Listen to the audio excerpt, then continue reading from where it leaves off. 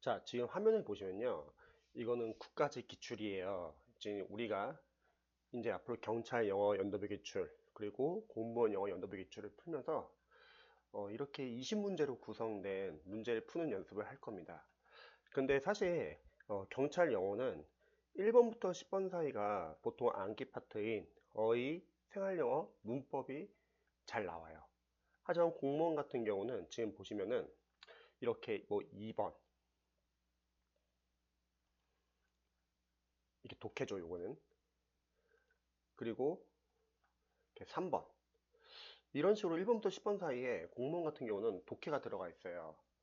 그래서 경찰 영어도 가끔씩은 1번부터 10번 사이에 공무원처럼 독해가 들어가 있는 경우도 있는데, 근데 보통은 경찰은 1번부터 10번 사이가 어휘, 생활영어, 문법 이렇게 위주로 나옵니다. 그래서 제가 먼저 20문제를 푸는 방법, 그리고 어떻게 활용해야 되는지 설명을 좀 드릴게요. 자, 보겠습니다. 여러분들 적을 거 하나 좀 준비해 가셔가지고 한번 이거 좀 적어보시면 좋을 것 같아요.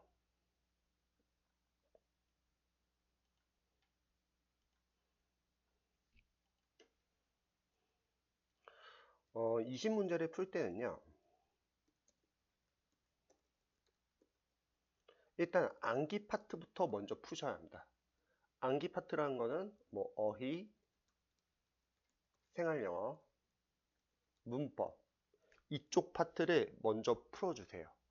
그 이유는 우리가 20문제를 30분 안에 푸는 연습을 해야 되거든요. 당장은 할 필요는 없어요. 나중에 여러분 한 1월, 한 1월 한 중순 이후에 해도 상관은 없어요. 20문제를 30분 안에 푸는 연습을 해야 합니다. 그러기 위해서는 전략이 필요해요. 이 암기 파트인 어휘, 생활영어, 문법을 여러분들이 실전 시험에서는 빠르게 풀어야 돼요. 그래야지 독해 시간을 확보할 수 있거든요. 근데 사실 암기 파트는 순수하게 암기 영역이에요. 그래서 우리가 평상시에 여러분들이 보고 있는 어휘 교재 플러스 패스 실전 영문법 5, 요거는 시험을 갈 때까지 계속 보는 거예요. 순수하게 암기 파트거든요. 이거는 계속 암기하면 다 맞출 수 있습니다. 그러니까 틀릴 필요가 없다는 거죠. 자, 그럼 보시면은, 자, 화면을 좀 보여드릴게요. 그리고 크기를 좀 줄여볼게요.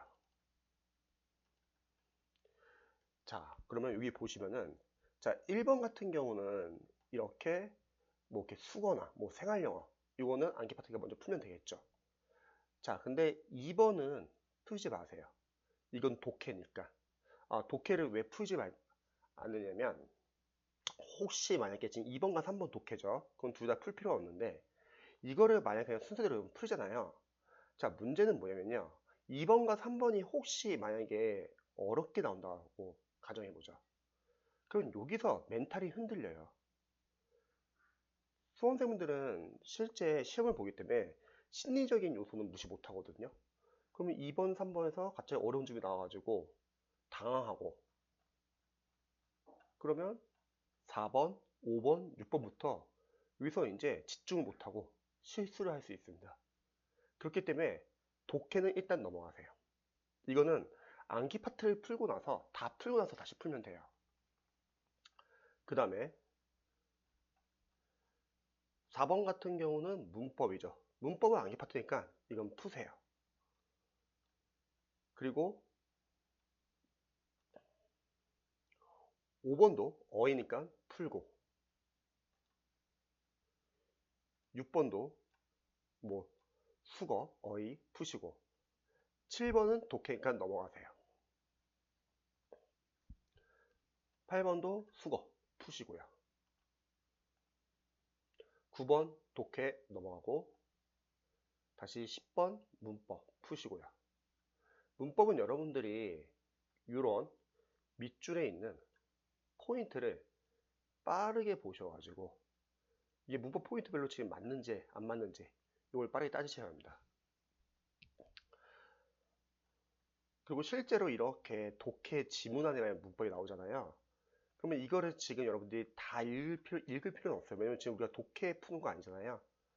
요 밑줄 근방에서 빠르게 문장 구조 분석을 해가지고 문법 포인트만 따지시면 됩니다. 그런데 이 문법 포인트 실전 시험장 가면은 일반 학생들은 잘 안 나와요. 섞여서.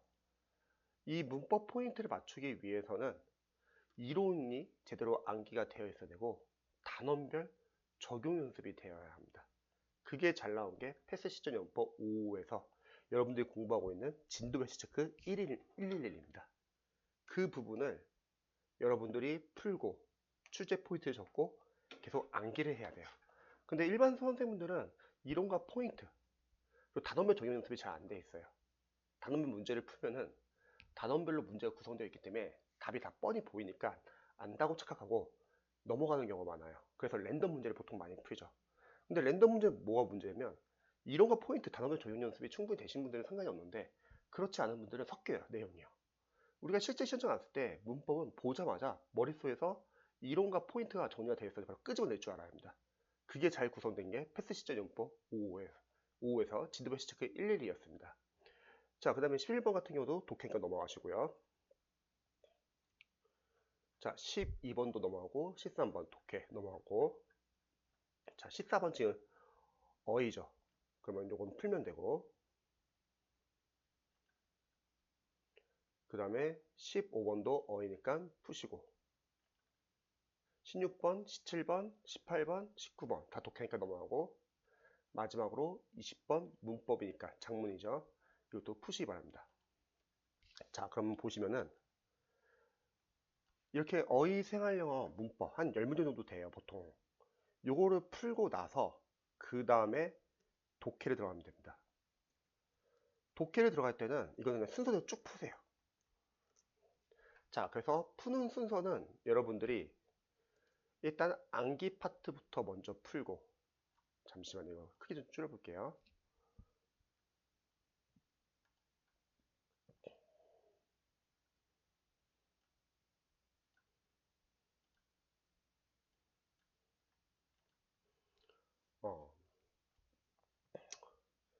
그래서 암기 파트를 먼저 풀고 그 다음에 독해를 푸시기 바랍니다. 시간은 20문제를 30분 안에 푸는 연습을 해야 되는데 이거는 지금 당장은 하지 마세요. 당분간은 우리가 같이 분석을 해볼 거예요. 아, 기출은 이렇게 나오는구나. 그리고 여러분들이 한 1월 한 중순 이후부터 그때부터 이제 푸는 연습을 좀 해보시면 좋을 것 같아요. 자, 두 번째.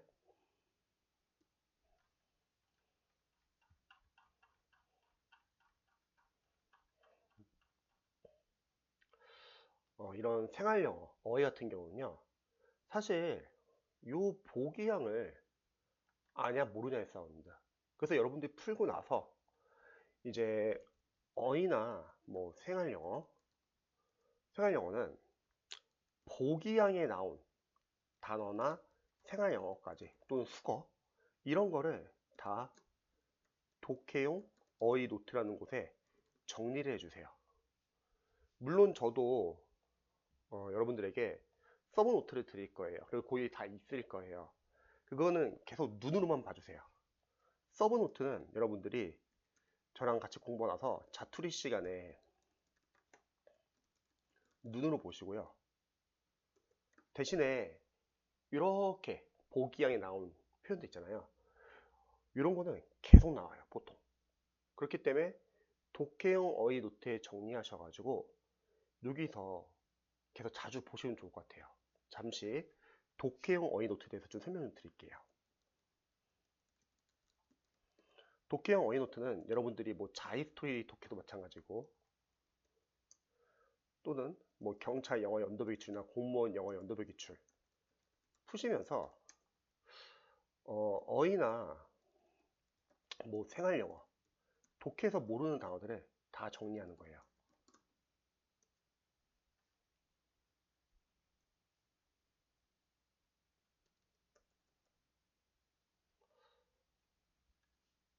그리고 요 독해용 어휘 노트는 여러분들이 쉬는 시간 등 자투리 시간에 보시는 거예요. 그러면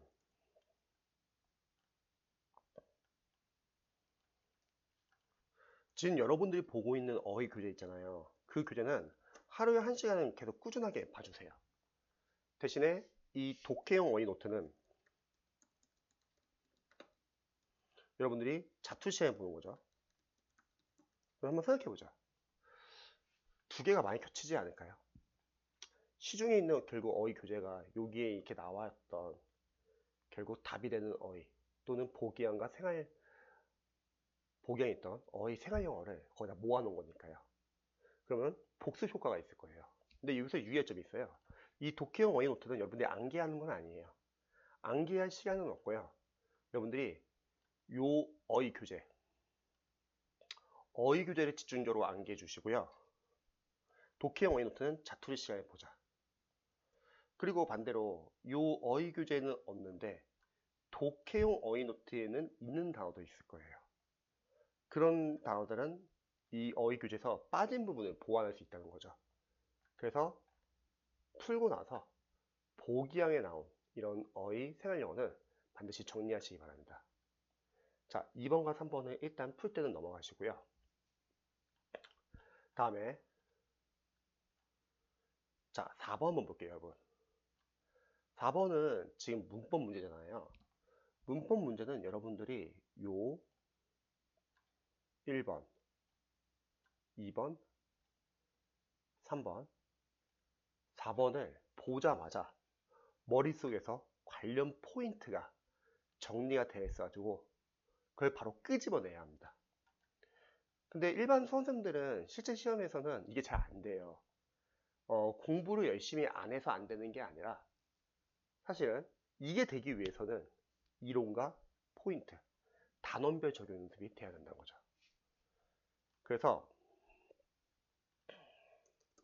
문법 문제 있잖아요. 문법 문제는 풀고 나서 여러분들이 자, 잠시만요. 문법 문제는 여러분들이 풀고 나서 1, 2, 3, 4번 각각 출제 포인트를 적어보세요. 문제 옆에다. 우리가 패스 시전 연문법 진도별 시체크 111 할 때 똑같은 연습이에요. 풀고서 뭘 시험에 물었는지 그리고 나중에 관련된 포인트를 진도별 해시 체크 111 해서 한번 체크해 보는 거예요. 그럼 여러분들 나중에 아마 정리를 하게 될 거예요. 뭐 경찰 수험생분들은 2020년 기출 문법에서는 1번 포인트는 문법에서는 이런 게 나왔고 2번에서는 이런 게 나왔고 3번에서는 뭐 이런 게 나왔다. 그리고 2019년 뭐 1차, 2차에서는 1번 포인트 문법은 이게 나왔고 2번 포인트 이게 나왔고 뭐 3번 포인트는 이게 나왔다. 이런 식으로 해서 쭉 정리를 하는 거예요. 공무원 수험생분들이라면 지방직에서 뭐 2020년도에는 문법 포인트가 이런 게 나왔고 2019년은 이런 게 나왔고 해서 쫙 정리를 해보는 거죠. 그러면 실제 문법 문제가요. 20문제 중 3문제에서 4문제 나옵니다. 그리고 각각 사지선다형이겠죠. 그러면은 12개 포인트에서 대략 16개 포인트가 나와요. 근데 생각해보죠, 여러분. 과연 이 포인트들이 진도별 시체크 111에서 벗어날까요? 안 벗어난다는 거예요. 왜냐면 이미 진도별 시체크 111 자체가 기출을 기반으로 만든 교재이기 때문에 여기서 크게 안 벗어난다는 거예요. 그래서 문법 문제는 그냥 방향 없이 무조건 많은 문제를 푼다고 해서 도움이 되는 게 아니라 시험에 자주 나오는 유형 위주로 여러분들이 반복하면 되는 겁니다. 틀려도 괜찮아요. 많이 틀릴 거예요. 왜? 여러분 공부해 보셔서 아시겠지만 사실 이론을 아는 것과 문제에 적용되는 것은 별개거든요. 우리가 이론을 아무리 안다고 하더라도 그게 문제 속에서 과연 포인트가 처음부터 보일까? 보이면 그건 강사죠. 수험생이 아니죠. 그래서 여러분들 이건 틀려도 괜찮아요. 대신 틀리고 나서 요 옆에다 출제 포인트를 간단히 적어보는 거예요. 모르는 거 있으면 저한테 와서 물어보시면 되고요. 카톡으로 사진 찍어서 보여주셔도 되고요. 자, 이렇게 적자. 그럼 문법은 계속 이런 식으로 반복해가지고 진도별식 111 계속 암기하고 문제 풀고 틀리고 포인트 적고 이러면 나오는 게 딱딱딱 보입니다. 이제 이런 게 시험에 잘 나오는구나. 그리고 시험에 가서는 바로 요걸 보자마자 여러분들이 바로 머릿속에서 정리 및 암기가 됐을 때 바로 끄집어낼 수 있으면 돼요. 그리고 이렇게 이런 문장, 독해 지문 안에서, 긴 지문 안에서 문법을 묻잖아요. 이게 독해 시험이 아니잖아요. 그러니까 여러분들 이걸 다 읽을 필요는 없어요. 요 밑줄 쳐져 있는 주의 위주에서 빠르게 따지는 거죠. 뭐 동사 나오면 막 수시태, 막 분사 나오면 이게 현재 분사인지 과거 분사인지. 그러면은 이 분사가 먼저 자동사인지 타동사인지 알아야 되고, 이 분사의 의사의 주어가 누군지 보고, 그 다음에 능동태지 뭐 수동인지 그런 거 따지시고요. 이런 거는 앞으로 계속 많이 연습을 할 거예요.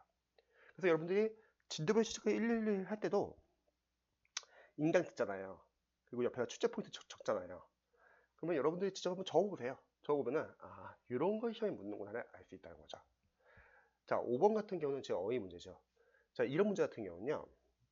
일단은 요 단어를 빠르게 보고 아시는 분은 바로 푸세요. 이거에 대한 어떤 동의어를 묻는 거니까. 근데 이 단어를 모를 수도 있잖아요. 그럼 어쩔 수 없죠. 그러면 일단은 요 보기양을 읽고 자신이 최대한 알고 있는 단어를 소거해가지고 푸는 방법밖에 없겠죠. 대신 풀고 나서 혹시 지금 이 단어와 이 단어랑 그리고 이 단어를 모른다고 할게요. 그러면 정리해 주세요. 여기다 각각 단어 뜻을 적는 거죠. 그리고 독해용 어휘 노트에 정리하시기 바랍니다. 왜? 또 나오거든요. 이렇게 보기양에 나온 단어들, 이런 단어들은 계속 반복돼서 나오거나 이 관련된 단어들의 동의어가 보통 시험에 자주 나와요. 그렇기 때문에 이런 거는 독해용 어휘 노트에 정리를 하자. 물론 제가 드리는 서브 노트는 여러분들이 자투 시간에 계속 보세요. 하지만 이 보기양에 있는 단어들 위주로 좀 정리를 해보시면 좋을 것 같아요. 마찬가지 6번도 마찬가지겠죠. 결국 이 표현들을 아냐 모르냐 이걸 묻습니다. 시험에서는. 그럼 풀고 나서 이것도 독해용 어휘 노트에 정리하시면 되겠죠. 자, 7번은 일단 독해니까 넘어가시고 8번도 마찬가지죠. 이런 표현들 계속 나옵니다. 그래서 모르는 표현들 있으면 정리해 주시고요. 9번 넘어가고 다시 10번 문법. 문법도 아까 말했죠. 요 밑줄침 부분 위주로 빠르게 문장 구조를 봐가지고 풀자. 풀고 나서는 문제 옆에다 출제 포인트를 적자. 이해되시죠? 그리고 관련돼서 진도별 시체크 111에서 우리가 체크할 수 있겠죠. 자, 그 다음에 11번, 12번, 13번 넘어가고. 자, 14번도 마찬가지죠. 이 단어를 제일 먼저 보세요. 알면 바로 들어가면 되고, 모르면은 일단 지문 읽어보고, 보기양에서 내가 알고 있는 단어들, 답이 아닌 것 같은 건 다 지워버리시고, 나머지에서 선별하면 되겠죠. 대신 풀고 나서 모르는 단어들은 독해용 어휘 노트에 정리를 하자. 15번도 마찬가지. 정리하면 되겠죠. 16, 17, 18, 19 다 넘어가고 20번도 이것도 결국 문법, 장문이죠. 풀고 나서 각각 출제 포인트를 옆에다 적어보고 진도별 시책 111에서 관련된 부분을 한번 체크해보자. 자, 이런 식으로 일단 어휘 생활영어 문법은 한번 푸는 방법과 정리를 한번 해봤어요. 자, 이제 독해 같은 경우는 우리가 20문제 중에서 보통 10문제 정도를 치러서 나옵니다. 근데 요즘 영어가 예전 영어에 비해서 그래도 좀 약간 난이도가 좀 평이해졌어요. 독해 10지문 중에서 진짜 틀리라고 내는 변별력 있는 오답률이 높은 어려운 지문은 몇 지문 나올까요? 저는 기출을 분석할 때 많아야 한 지문 정도 나온다고 생각합니다. 근데 시중에 이제 공무원 수험생들이나 경찰 소방 수험생들이 좀 약간 안타까운 점은 뭐냐면 대형 강사님들은 어쨌든 1년 과정을 인강을 보라고 이제 하거든요. 그러면 1년 동안 학생들이 인강을 보게끔 가장 잡아놓는 가장 좋은 방법은 어려운 지문으로 교재를 만드는 거예요. 수능이든 편입이든 오답률이 높은 어려운 지문들을 만들어 놓고 그 교재를 풀라고 하는 거죠. 그러면 학생들은 어려우니까 많이 틀리죠. 또 불안하죠. 계속 인강에 의존하죠. 자, 그렇게 하면 뭐가 문제면 자신감이 떨어지고 두 번째 해석 연습을 하는 게 아니라 일단 어려우니까 내용 파악이 그냥 안 돼요. 감독해야 한다는 거죠. 그리고 자기 자기 위안하며 그럼 공부를 하고 있어요. 아, 나는 이렇게 어려운 교재, 남들이 다 좋다고 하는 교재 풀고 있으니까 잘하고 있구나. 근데 그런 학생들이 문제가 뭐냐면 어려우니까 일단 지문을 많이 못 풀고 많이 풀어본 적도 없고 그리고 자신이 직접 분석하고 틀려보고 그거를 자신의 약점을 체크하고 넘어간 게 아니라 계속 인강만 듣다 보니까 본인이 잘하고 있다고 생각하는 거죠. 그리고 시험장 갔을 때 조금만 문장이 어려워지면 그냥 해석을 못해요. 그래서 저희는 자이스토리 독해에 들어가고 있는 거죠. 자이스토리 독해는 일단은 그런 어려운 교재보다는 쉽다는 거예요. 영어 강사로서는 어려운 지문을 몇 지문 못 푸는 것보다는 차라리 우리가 풀 수 있는 지문으로 유형, 다양한 유형을 많이 푸는 게 도움이 되거든요. 그래도 어려운 지문도 좀 연습해야 되지 않겠냐 이렇게 생각하시는 분도 계실 거예요. 그거는 기출로면 돼요. 기출도 어차피 어려운 지문 많이 있거든요. 그래서 기출이 상당히 중요합니다. 근데 강사님들은 보통 영어 강사님들이 이제 유튜브나 그런 데서 영어는 기출만으로 안 된다. 뭐 아니면 또 어떤 강사님은 영어 독해 똑같이 안 나오는데 기출 뭐 이렇게 푸냐 이렇게 말하시는 분들이 계세요. 근데 영어도 마찬가지로 기출이 상당히 중요합니다. 그런 강사님들의 공통점은 본인 교재 결국 팔아요. 기출이 중요하지 않다고 말하면서 결국은 또 본인 교재를 보라고 해요. 근데 영어 독해도 기출이 중요한 이유는 접근하는 방법이 같고요. 유형별로 접근하는 방법. 그리고 해석이 안 되는 거는 당연히 유출해야죠. 제가 자이스토리 독해 푸는 방법에 대해 말했죠. 근데 기출이 진짜 중요한 이유는 뭐냐면요. 어휘예요. 공무원, 경찰, 소방 기출에서요. 자주 쓰이는 독해 어휘도 있잖아요. 그건 계속 쓰여요. 영어 독해는요. 결국 마지막에는 어휘 싸움이거든요. 그래서 기출도 독해, 기출도 중요합니다. 자, 한번 보여드릴게요.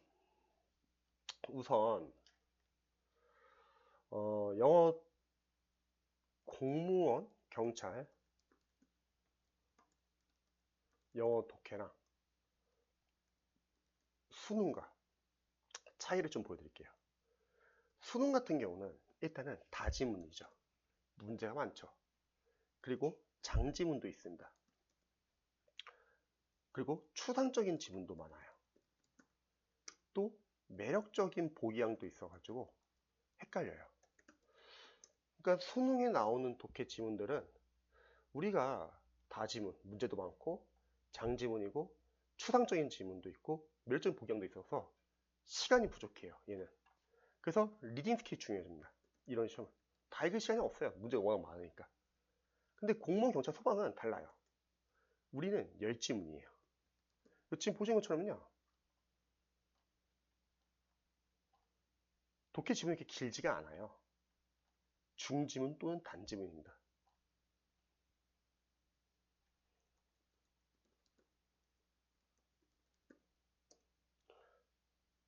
그리고 우리는 해석만 제대로 할 수 있으면 푸는데 어려움이 거의 없습니다.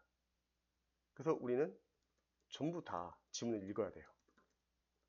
일단 설명드릴게요. 전부 다 지문 읽자. 그러니까 사실은 공무원, 경찰, 영어 독해는 수능보다는 좀 할만해요. 무슨 소리냐. 어렵지 않냐. 우리가 어려운 거는 정확히 말하면 영어 독해 지문 자체가 어려운 건 아니고요. 왜냐면 답의 근거를 명확하게 주거든요. 보통 지문 안에서. 답의 단서를 줘요. 이게 좋아요. 수능보다는.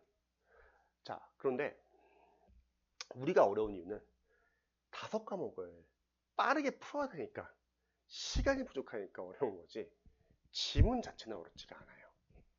그래서 독해는 사실은 공무원 경찰 영어가 해보면 합니다. 특히 경찰 수험생들 이런 말 많이 들어봤을 거예요. 막 수능 특강에서 뭐 그 지문 그대로 나왔다. 물론 경찰 영어가 수능 지문이나 뭐 고등학교 모의고사나 그런 데서 따오는 경우가 많아요. 그렇다고 그걸 맞추기 위해서 막 수능 특강이나 그런 걸 볼 필요까지는 없습니다. 왜냐면 나중에 검색해 보시면 아시겠지만 뭐 올해 교재에서 나오는 게 아니라 이전 교재들에서도 많이 나오거든요. 그러니까 어떤 교재에서 그대로 지문이 나왔대 해서 그 교재를 보게 되면 양이 너무 많아지는 거고 그런 건 상관없이 어떤 지문이 나오더라도 해석을 할 수 있게끔 하면 됩니다. 그래서 기출로 집중적으로 연습해 보는 거예요. 자, 먼저 독해를 할 때는요. 자이스토리랑 이제 다시 겹치는데요.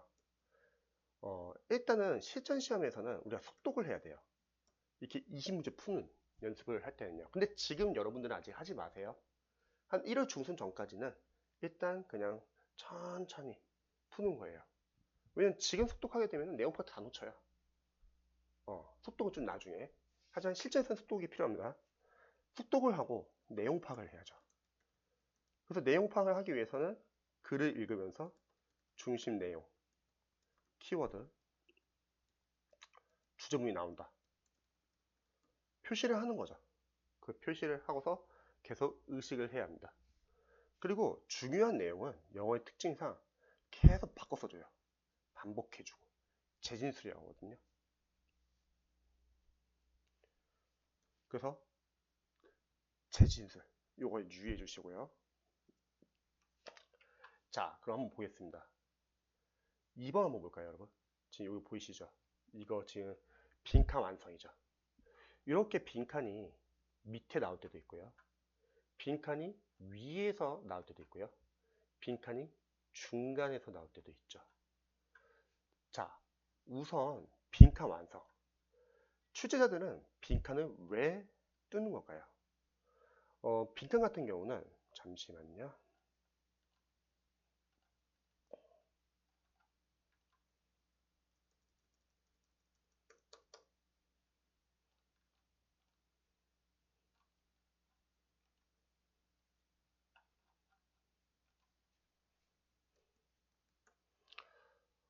빈칸은 중요한 까지 뚫는 거예요. 이 자리가. 그럼 빈칸 완성 풀 때 제가 요령을 좀 알려드릴게요. 첫 번째, 지금처럼 만약에 밑에 빈칸이 있다고 할게요. 그럼 우리 수험생들이 위에 지문을 읽을 때는 좀 빠르게 읽어주세요.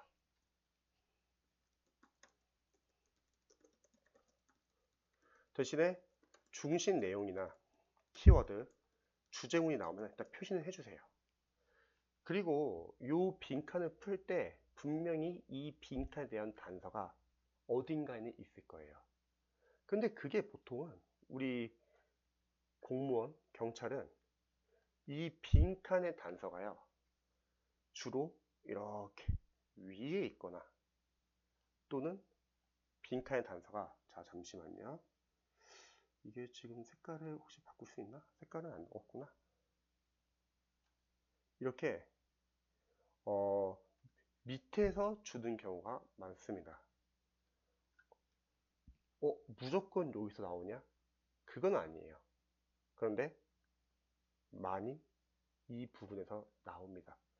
왜냐면 지문이 길지 않아서 그럴 수밖에 없어요. 근데 여기서 오해하지 말 거. 선생님, 그러면 여기 위에 있는 부분은 안 읽어도 됩니까? 그건 아니에요. 왜냐면 위에서도 단서는 나올 수 있어요.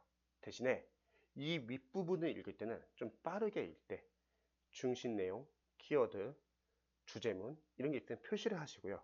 대신에 요 단서가 될 만한 부분에 올 때는요. 이 부분에서는 꼼꼼하게 읽어주는 거예요. 이해되세요? 그리고 만약에 단서가 요 지문에서 나왔다고 해볼게요. 요 위에 지문에서. 그러면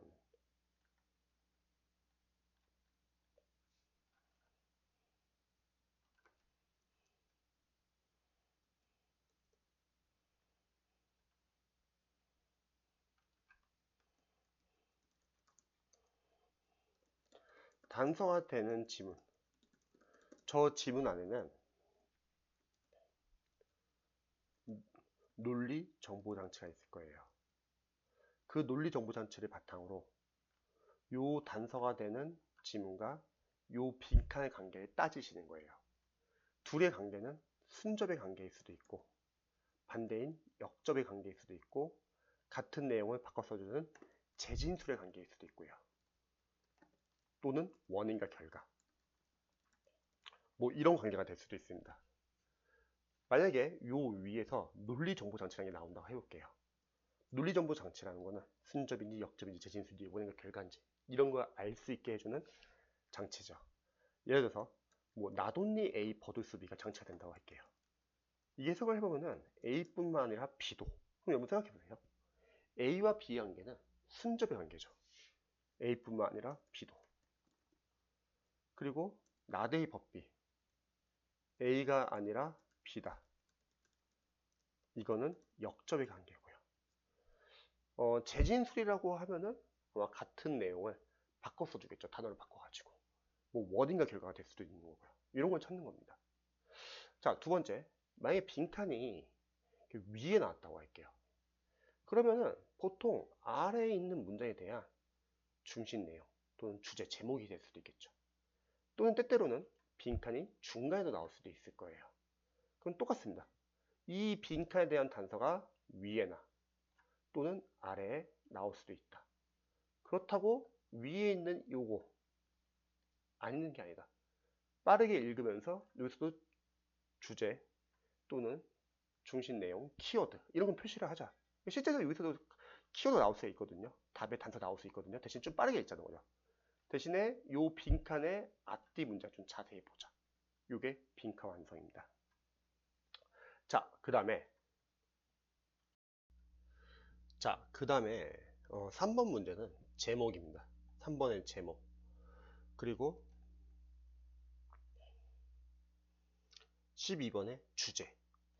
자, 이런 주제나 제목 같은 경우는요. 우리가 글을 세세히 읽어야 될까요? 아니면 전체적인 중요한 내용을 묻기 때문에 빠르게 읽어야 될까요? 당연히 빠르게 읽어야겠죠. 이건 지금 세세한 부분이 말하는 게 아니잖아요. 근데 요 주제나 제목을 풀 때 더 중요한 거는 글의 중심 내용은요. 반복해 줍니다. 여러 번 반복하면서 재진술을 해줄 거예요. 바꿔 써주기도 하고요. 그러니까 예를 들어서 뭐 글이 있는데 여기 이렇게 뭐 중요한 내용이 나오는 거예요. 근데 이 중요한 내용이 여기서 또 나오고 여기서 또 나오고 그런데 문제는 똑같이 안 써준다는 거죠. 바꿔 써준다는 거죠. 그래서 재진술이 중요합니다. 두 번째는 주제 제목은요. 범위가 중요합니다. 전체 문단의 내용을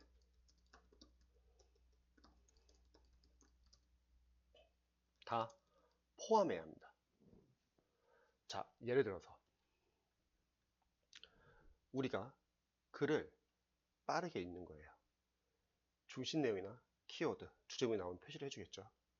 그리고 글을 읽다가 한 이 정도 와서 딱 이 정도 읽어보니까 이제 확실하게 답이 단서가 딱 나온 것 같아요. 이걸 보고서 만약에 정답이 그래서 2번이라고 딱 골랐다고 할게요.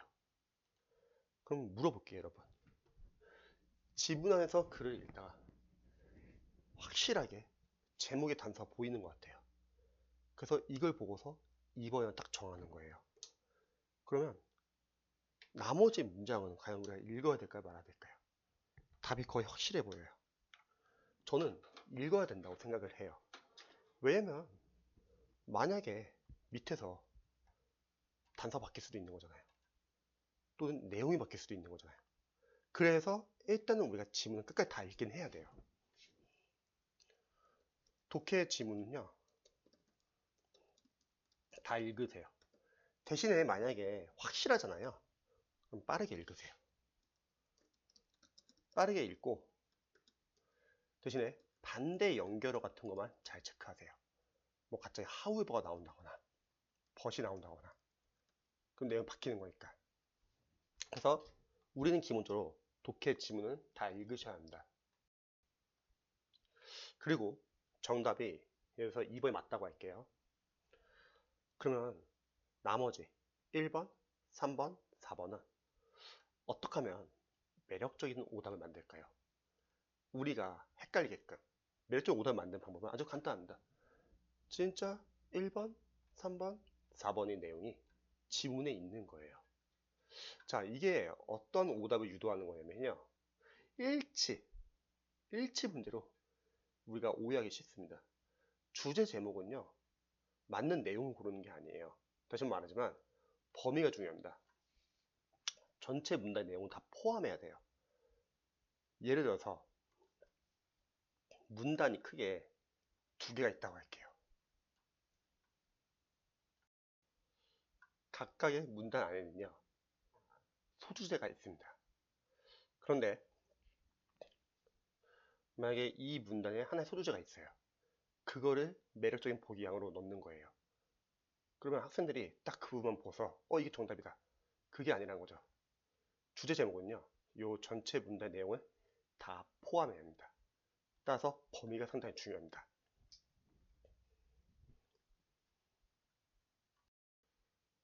자, 다음으로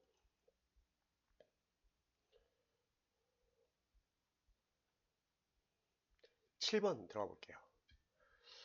다음 글의 흐름상 가장 어색한 문장은. 자, 이 부분은 글의 통일성을 묻고 있는 거죠. 전체 내용을 읽으면서 1번이나 2번이나 3번이나 4번 중에서 하나는 지금 흐름상 맞지 않다는 거죠. 자, 이 문제를 풀기 위해서는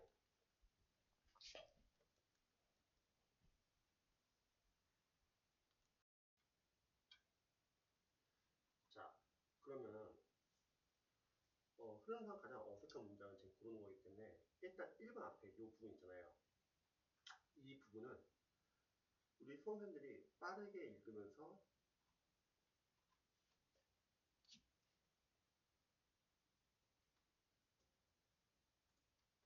어색한 문장 고르는 거. 요 같은 경우는 글을 읽으면서 우리가 중심 내용, 키워드, 그 주제문 표시를 하자고 했죠. 그래서 이게 빠르게 읽으면서 나올 때보다 중요한 내용 같은 게 있으면은 이렇게 딱 표시를 해주는 거예요. 그리고 이게 만약 정답이 3번이라 할게요, 여러분. 그러면 일단 1번도 읽으면서 중심 내용이나 뭐 키워드가 있으면 표시를 해보고 2번도 중심 내용이나 키워드가 있으면 표시를 해보는 거예요. 우리가 실전 시험에서는 빨리 읽기 때문에 정신이 없을 거예요. 그래서 중심 내용의 키워드 계속 이렇게 표시를 해주는 거죠. 근데 3번은 읽는다고 할게요. 근데 이상하게 내용이 잘 안 이어져요. 1, 2번과. 근데 아직은 답인지 아닌지 모르잖아요. 그럼 일단 읽고 넘어가야 돼. 중요한 거. 4번은 빠르게 읽어서 마찬가지로 중심 내용 키워드를 표시해 주는 거죠. 자, 이렇게 중심 내용 키워드 표시한 다음에 2번의 중심 내용과 4번의 중심 내용을 이어보는 거예요. 만약에 이어진다. 그럼 정답은 3번이라는 거죠. 그래서 이렇게 흐름상 어색한 문장을 고를 때는 중심 내용, 키워드, 주제문을 계속 표시를 하셔야 합니다. 이해되시죠? 자, 그 다음에 9번. 다음 글의 내용과 일치하는 것은. 먼저 얘는 일치 문제. 그리고 13번은 다음 글의 내용과 일치하지 않는 것은. 불일치. 그 다음에 17번도 다음 글의 내용과 일치하지 않는 것은. 자, 이렇게 일치, 불일치 문제는 주제 제목과는 다르죠. 요거는 세세하게 읽어야죠. 왜냐면 세세한 부분에서도 시험에 나올 수 있는 거니까요. 자, 그런데 첫 번째. 이렇게 일치, 불일치 문제에서 보기양 나오잖아요. 저는 개인적으로는 이 보기양은 먼저 읽지 않았으면 좋겠어요. 왜 그러냐면 이 보기양 자체가 어려울 때가 많고요. 그리고 이거를 설령 읽는다 하더라도 위로 올라가면은 본문으로 올라가면요 내용 다 까먹어요. 왜 원어민이 아니기 때문에. 예를 들어서 읽어볼게요. 자, 뭐 요 단어 그리고 요 단어 이 단어 이 단어 뭐 요 단어 이렇게 뭐 요 단어 마찬가지고요. 보기양 자체가 쉽지가 않을 때가 있어요. 근데 이걸 설령 읽는다 하더라도 왜 시간이 많지 않기 때문에 올라가다 보면 내용을 다 까먹습니다. 그래서 그냥 바로 본문으로 들어가세요. 대신에 일치 불일치는 뭐 빈칸 완성처럼 추론을 요구하는 문제는 아니에요. 이거는 재진술에 관련된 겁니다.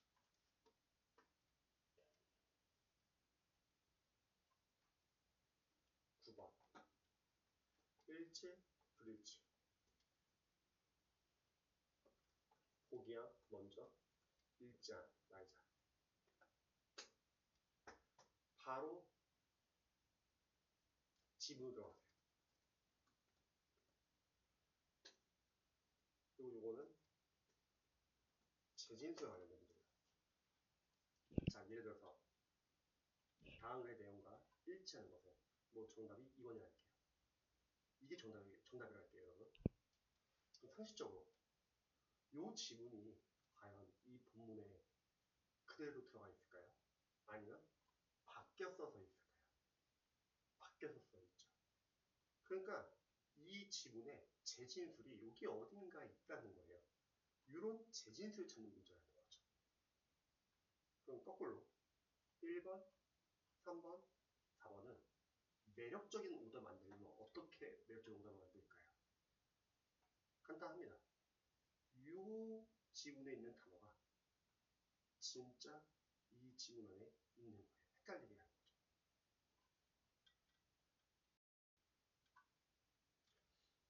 그리고 만약 재진술이 할게요. 여기에 만약 샤크라는 단어가 있어요. 그러면 지문에 이렇게 막 샤크 많이 나올 거예요. 근데 갑자기 이쪽 파트에서 막 샤크라는 단어가 안 보인다 할게요. 근데 이게 fish로 바꿔 쓸 수 있는 거고요. 또는 이게 identical 사이즈가 있어요. 같은 크기. 근데 위에 지문에 identical 단어가 없을 수도 있는 거예요. 대신에 이게 뭐 same이라는 뜻을 바꿔 쓸 수 있는 거고. 이런 재진술에 유의하시면 됩니다. 그리고 제가 처음에 본문 들어가라고 했잖아요. 본문 들어갈 때 얼추 이렇게 문제 정도 얼추 읽고서 한번 내려오세요. 중간에 1번과 비교하고 다시 한번 한 이 정도 읽고 2번과 비교하고 또 다시 한번 뭐 이 정도 읽고 3번과 비교하고 이렇게 중간중간에 한 번씩 내려오시기 바랍니다. 자, 이게 왜 중요하냐면요. 이렇게 하면 안 돼요, 여러분. 만약에 이 지문을 다 읽고서 내려오잖아요. 다 까먹어요, 이렇게 하면. 그게 아니라 중간중간에 한 번씩 내려가야 합니다. 그래서 아까 말했듯이 주제, 제목, 뭐 중심 내용, 키워드가 있으면 계속 밑줄 표시를 하라는 거야. 그래서 중간중간 내려가서 비교를 하자는 거죠. 그리고 얼추 순서대로 보통 보기하면 나와요.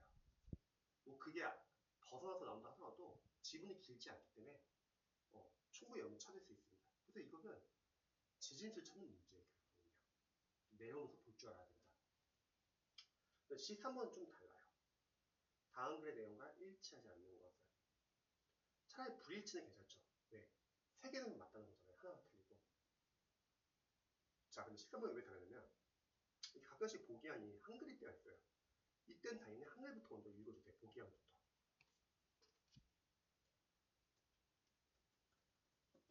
보기양이 한글이면 보기양부터 읽는다. 왜? 우리가 원어민이니까요. 빠르게 읽으면서 키워드 표시하고 유추할 수 있을 것 같아요. 아, 이런 내용이 나오겠구나. 만약 정답이 이게 3번이라고 할게요. 3번이 불일치라고 할게요. 틀렸다고 할게요. 거꾸로 갈게요. 1번, 2번, 4번 맞다는 거잖아요. 그럼 똑같아요. 이거를 빠르게 읽고 유추한 다음에 위로 올라가는 거죠. 본문으로. 그 본문에서도 중간중간에 한 번씩 적절하게 읽고서 내려오는 거예요. 그리고 다시 또 한 번 중간중간에 읽으면서 내려서 비교하고 읽으면서 내려서 비교하고 이게 중요한 겁니다. 그러기 위해서는 우리가 중심 내용의 키워드는 계속 표시를 해서 하자. 지문에서. 물론 하다 보면 이런 경우도 있죠. 여기서 갑자기 해석이 막 안 돼. 아니면 여기서 갑자기 내용 파악이 안 돼요. 충분히 그럴 수 있죠. 괜찮아요. 우리에겐 이해돼 있잖아요. 그래서 비교할 수 있다는 거죠. 그러니까 브리치는 오히려 할만합니다. 세 개가 맞기 때문에. 다시 한번 17번. 다음 글의 내용과 일치하지 않는 것은. 그러면 이게 만약 정답이 2번이다. 그럼 2번 틀렸다는 거죠. 그럼 거꾸로 말하면 지금 1번, 3번, 4번 맞다는 거잖아요. 그리고 이거 영어로 냈을 때는 그냥 바로 올라가자. 그리고 중간에 한 번씩 내려서 비교하자. 그리고 재기술된 표현을 조심하자. 자, 다음에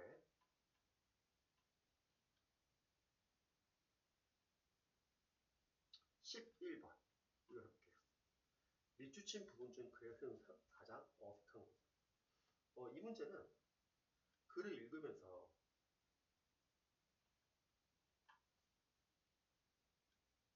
요 1번, 2번, 3번, 4번 중에 하나가 지금 잘못 들어갔다는 거죠.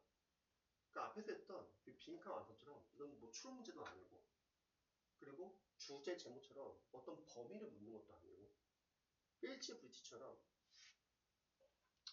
어떤 재질을 묻는 것도 아니에요. 이건 그냥 어휘 문제예요. 글을 읽으면서 이 단어는 문맥상 지금 반대의 단어가 들어갈 것 같은데 그런 것도 있잖아요. 그래서 이건 좀 쉽게 풀 수 있습니다. 빠르게 해석하면서 내용 파악할 수 있으면 되겠죠. 그러기 위해서는 중심 내용, 키워드, 주제 이런 거 표시하면서 읽자. 그래서 의식하면서 읽어야 돼요. 자, 그러면은 이제 남은 거는 어려운 유형만 나왔죠. 16번. 16번은 이거는 문장 삽입. 그리고 또 어려운 유형은 또 19번. 순서 배열이죠. 자, 한번 해볼게요. 16번. 문장 삽입. 일단은 이 문장을 읽고 이 문장이 1번에 들어갈지, 2번에 들어갈지, 3번에 들어갈지, 4번에 들어갈지 넣는 문제죠. 뭐 정답이 해서 2번에 나갈게요, 여러분. 그러면 일단 여러분, 요 1번의 보기양 요거 읽을 때요. 빠르게 우리가 읽으면서 속독으로 읽으면서 중심 내용이나 일단 키워드 계속 표시해 주세요. 뭐 주제 같은 거 하고 표시해 주시고, 그리고 나서 요 지문도 이제 빠르게 읽으면서 요 보기양의 내용이 어디에 들어갈지 보는 거잖아요. 이때 단서들을 줄 거예요. 그거를 명시적 단서라고 할게요. 명시적 단서라는 거는 첫 번째 명사, 대명사를 잘 보셔야 합니다. 예를 들어서 어떠한 요 명사가 있어요. 근데 이 명사가 요 보기양에는 똑같이 들어가 있는 게 아니라 재진술돼서 들어갈 수도 있다는 거죠. 재진술 조심해야죠.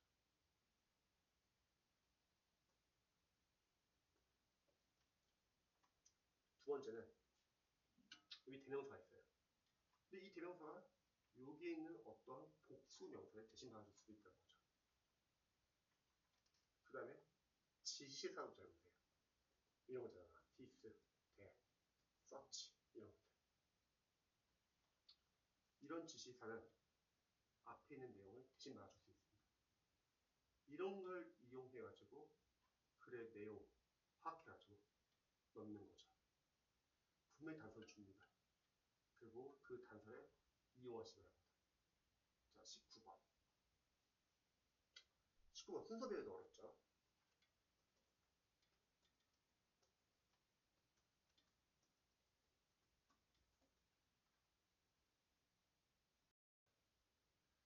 자, 일단 순서 배열 할 때요.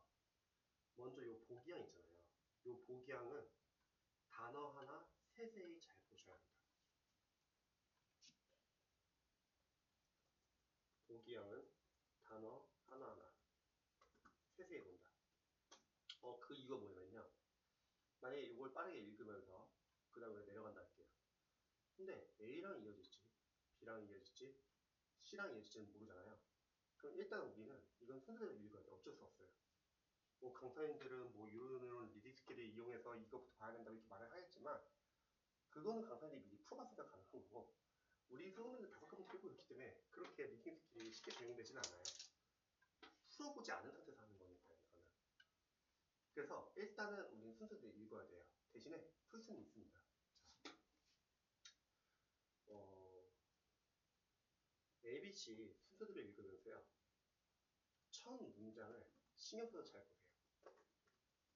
자, 무슨 말이냐면 만약에 여러분 요 읽고 우리가 뭐 단어 세세히 봤다고 할게요. 그리고 이게 만약 B랑 이어진다 할게요. 여러분.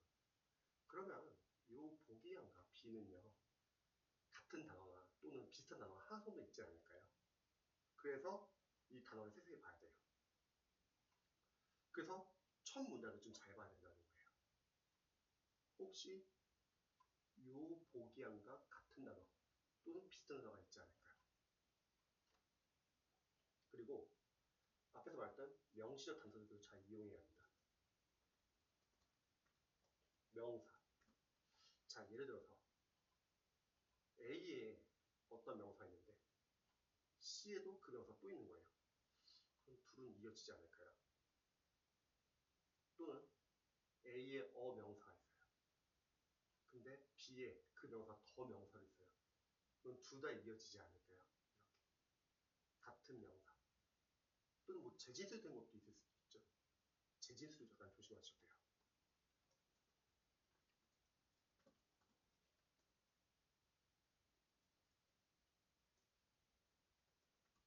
다음 대명사.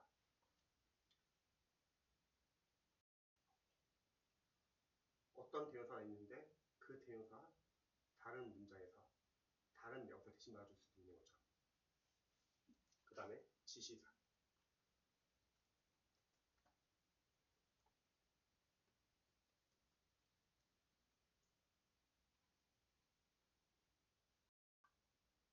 예를 들어서 여기 뭐 search variables가 있어요. 그런 다양한 요인들. 이러한 다양한 요인들이 혹시 뭐 앞에 있는 어떤 명사의 복수 표현들 대신 나타날 수도 있는 거고요. 그 다음에 연결어 여러분 잘 보세요. 연결어가 있으면 전개를 좀 알 수 있어요. 예를 들어서 뭐 C번에 갑자기 뜬금없이 앞에 뭐 therefore 있는 거예요. 그러면 이거 문맥상 제일 마지막에 나올 수도 있겠구나. 나 이 B번에 혹시 막 중간에 for example 있는 거예요. 예를 들어서 그러면 A나 C에 구체적인 변화가 될 수도 있겠구나. 이렇게 글의 전개를 유추할 수 있습니다. 물론 지금 말한 순서 배열, 문장 삽입은 어려워요. 근데 정말 다행인 건 뭐냐면요. 많이 안 나와요. 우리 시험은 정말 다행인 거예요. 이게 만약에 한 10문제 중에서 3문제, 3문제 이렇게 나온다 할게요. 그럼 죽는 거예요. 근데 우리는 많이 안 나온다. 뭐 한 문제 한 문제 이 정도라는 거죠. 자, 이렇게 그러면 저희가 푸는 연습을 해보는 거예요. 그럼 다 풀었다고 할게요. 20문제를요. 자, 중요한 거는 기출은 리뷰가 중요해요. 기출 단순하게 푸는 게 중요한 게 아니라 틀려도 괜찮아요. 왜냐면 저는 오랫동안 이제 영어 연도비 기출을 강의하고 분석하고 학생들에게 풀라고 권유를 하면서 느낀 건 뭐냐면요. 어차피 난이도나 오답률은 정해져 있어요. 많이 틀린 문제는 매년 많이 틀려요. 그래서 여러분들 영어 점수가 그런 경우가 있어요. 공부를 하다 보면 영어 점수 잘 나올 때가 있어. 8, 90 나올 때가 있어요. 영어 점수가 갑자기 뜬금없이 70점 떨어지는 경우도 있어요. 무슨 차이냐? 공부 열심히 안 한 거냐? 아니죠. 여러분들이 평상시에 잘 알고 있는 부분에서 많이 나오면은 8, 90이 나오는 거고 여러분들이 약한 부분이 있었는데 그 부분이 문제가 돼서 시험에 나왔는데 그걸 해결 못하면 당연히 70점 이하로 떨어질 수 있는 거죠. 그래서 우리는 틀리는 거에 대해서는 너무 부담 갖지 마세요. 의미를 부여하지 마세요. 물론 이렇게 의미를 부여할 수는 있어요.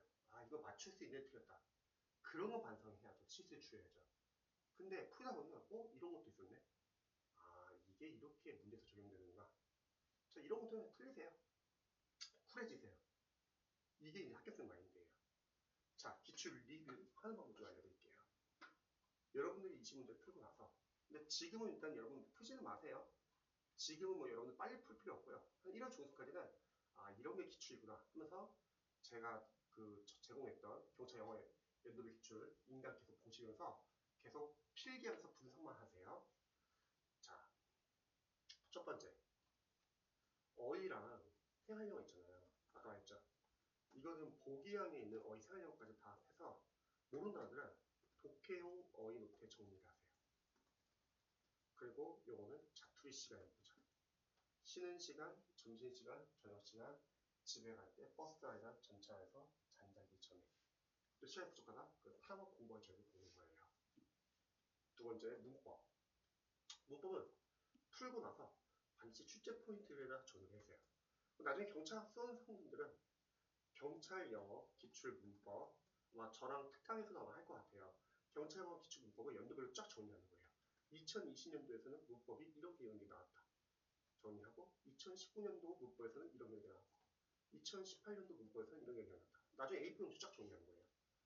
그러면 나왔던 포인트들이 계속 나와요. 반복해서. 근데 이런 포인트들이 이미 정리해 놓은 게 있어요. 뭐 공무원 선생님도 마찬가지예요. 뭐 지방직을 똑같이 연도별로 정리한 거 나중에 2020년도 이런 게 나왔고 문법 2019년도 이런 게 나왔고 2018년도 이런 게 나왔다. 그러면 나왔던 포인트들이 계속 나옵니다. 그리고 이미 그걸 정리해 놓은 게 있어요. 그게 진도별 시체크 111이라는 교재였어요. 그래서 출퇴 포인트 작성하고 진도별 시체크 111 이래도 끝날 때가 있을 거예요. 이거 계속 암기하는 거예요. 끝. 문법하고 어휘 생활영어는 순서의 암기 파트예요. 이건 여러분들이 끝까지 시험에 갈 때까지 계속 볼 거예요. 그래서 암기해서 맞추면 되는 겁니다. 자, 독해는요 세 가지 하는데요. 자유도 똑같아요. 해석이 안 되는 문장 있잖아요. 자, 다시 한번. 우리가 만약에 이게 해석이 안 돼. 그러면 절대 기출 풀고 있는데 이거 우리 또 찾고 있으면 안 돼요, 여러분. 네. 그럼 뒤에 풀 시간이 부족해지죠, 당연히. 실전 시험에서는요. 일단 해석이 안 되는 부분은 넘어가세요. 넘어가시되 대신에 이 해석이 안 됐던 부분의 앞문장과 뒷문장 내용 파악을 통해서 유추하는 거죠. 그래서 우리가 글의 중심 내용이나 키워드, 그 주제, 표시하자고 했잖아요. 문맥상 이런 내용이니까. 대신에 풀고 나서 요거는 독해 노트에 정리하셔야죠. 기억나시죠? 해석이 안 되는 문장은 독해 노트에 정리해주세요. 자, 여기서 독해형 어휘 노트는 좀 헷갈리죠? 둘이 이름이 비슷하죠? 독해형 어휘 노트는 어휘랑 생활용어를 정리하는 거예요, 여러분.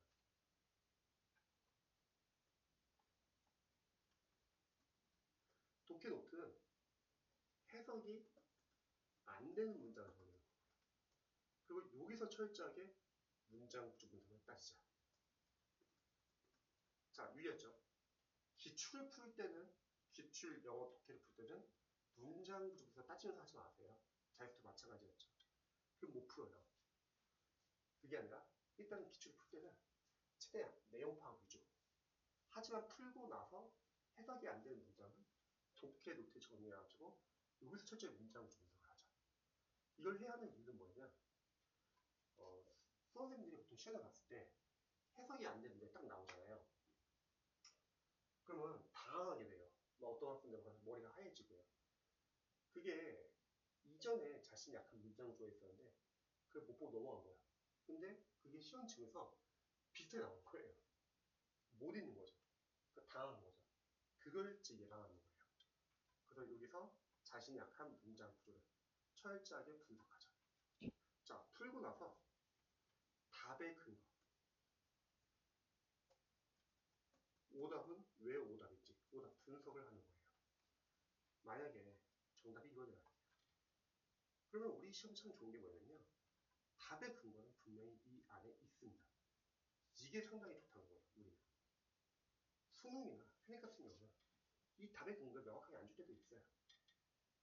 지문 자체가 어려워가지고 잘 이해가 안 될 때도 있고요. 근데 우리 공무원은 저도 그런 건 없다는 거예요. 이거에 대한 답의 근거는 분명히 있습니다. 그래서 답의 근거를 찾는 연습을 해야 돼요. 제가 이런 말 했어요. 답의 근거를 찾는 연습을 하되 가끔씩 해석을 하는데 많이 틀릴 수도 있다. 자, 그런 게 특징이 뭐였냐면 주관적 생각이 너무 강하다는 거죠.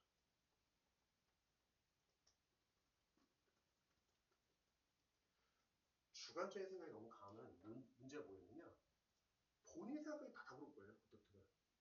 그 취재자가 의도한 오답에 걸려들기 쉽습니다. 객관적으로 생각해야 돼요.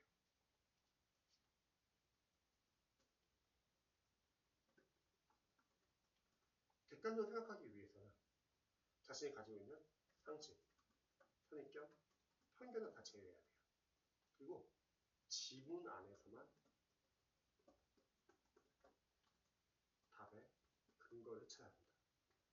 이게 중요해요. 지문 안에서만. 그래서 중심 내용, 키워드, 주제를 계속 표시하자는 거예요. 그 다음에 오답 분석하셔야 돼요. 나머지 오답들은 왜 오답인지 분명히 취재자가 의도한 매력적인 오답 포인트가 있을 거예요. 이걸 분석해주세요. 취재자들은 우리를 떨어뜨리기 위해서 이렇게 뽑아서 냈구나. 이걸 다 분석을 하잖아요. 답의 근거. 이거 다 분석. 그러면 리딩 패키지. 이런 유형 패턴은 이런 걸 좀 조심하자. 저랑 같이 할 거예요. 자, 그럼 여러분 보세요. 이렇게 독해를 분석을 하는 거예요. 근데 지금 남은 기간이 특히 경찰 이제 수험생분들은 지금 시험이 얼마 안 남았잖아요. 독해 실력을 가장 빠르게 올리는 방법은 뭘까요? 가장 짧은 시간에 독해 실력을 가장 빨리 올리는 현실적인 방법. 문제를 단순하게 많이 푸는 걸까요? 저는 이렇게 생각해요. 자, 이게 기출 독해가 중요한 게 있는데요. 여기에 있는 어휘들은 고른 다음에 싹 다 정리하시는 거예요. 무슨 말이냐면 여기 있는 어휘들을 거의 다 안다고 할게요. 푸는데 어려움이 있을까요? 별로 없습니다. 똑바로 말할게요. 여기 있는 어휘들을 많이 모른다고 할게요. 많이 맞추겠죠. 근데 제가 앞에서 말했는데 기출 중요한 이유예요. 독해형 어휘는 반복돼서 쓰입니다. 독해형 어휘는 독해형 어휘 노트 정리하세요. 앞에서 말했던 독해형 어휘 노트. 여러분 기출 분석해보면 느끼실 거예요. 공무원 교차 수강은요. 좋아하는 단어 위주로 많이 씁니다. 쓰는 단어에 좀 정해져 있다는 거예요. 그래서 모르는 단어는 숫자 독해형 어휘 노트 정리하는 거예요. 그럼 여기 보시면은 독해형 어휘 노트는 결국 어휘 생활 영어 외에도 독해 지문에서 쓰이는 어휘들,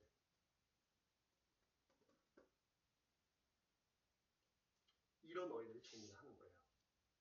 이게 제일 빠릅니다, 효과는. 그래서 제가 이 써본도 보시면은 제가 다시 보여드릴게요.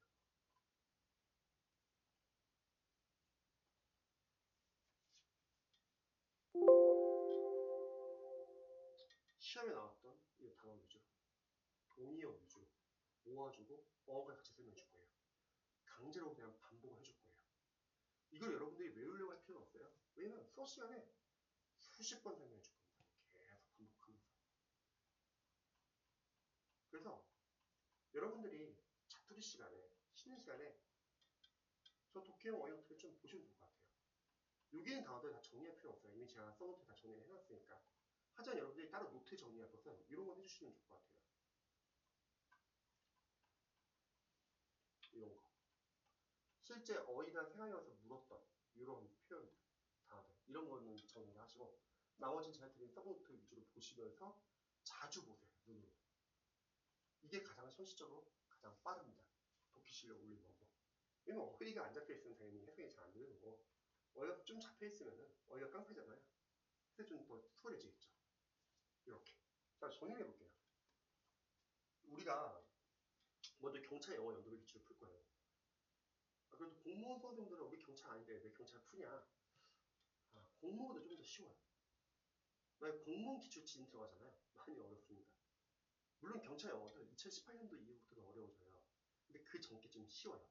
두 번째는 경찰 영어가요. 공무원 영어랑 포인트는 같아요. 어차피. 그러니까 이걸로 먼저 1월 동안 한번 저랑 같이 싹 분석을 해보고요.